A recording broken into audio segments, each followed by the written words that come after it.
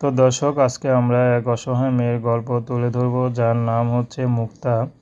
মুক্তার বিয়ে শাদী হয়নি। মুক্তা বিয়ের জন্য ইউটিউবে এসেছে। মুক্তা চাচ্ছে ভালো একটা মানুষ যে তার ভালোবাসা রাখতে পারবে, কারণ মুক্তার বাবা মা কেউ নেই। মুক্তা শুধু ছোট একটা বোন আছে। বোন নিয়েই মুক্তায় বেঁচে আছে তার এক আত্মীয় খালার বাসায়, দুঃসম্পর্কের। তো আপনও কেউ না। তো সে খালাই তাদের দেখাশোনা করে। তো মুক্তা একটি কাজ করে যা পায় সেখান থেকে টুকটাক সংসার চলে। তো মুক্তা যে শাড়িটি দেওয়া ছিল এটা তার খালাতো, যে খালা ডেকেছে তার মেয়ের। তো মুক্তার কোনো তেমন শাড়ি নাই। শাড়ি পরা খুব ইচ্ছা হয় মুক্তার, কিন্তু পরতে পারে না। তো তার খালা বলে তার মেয়েকে দিয়ে সে শাড়িটা দেয়। তো মুক্তা এখন বাসা বাড়িতে কাজ করে। তো মুক্তা চাচ্ছে ভালো একটা মানুষ যে তার সুখে দুঃখে পাশে থাকবে। আসলে এই বয়সে করা স্বামীর ঘর সংসার করবে, কিন্তু সেই বয়সে পরের বাসায় কাজ করে। মুক্তার খুবই খারাপ লাগে, লজ্জা লাগে।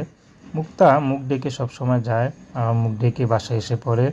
মুক্তার এই পরের বাসায় কাজ করা আর ভালো লাগে না, কিন্তু কি করবে, পেট তো চালাতে হবে।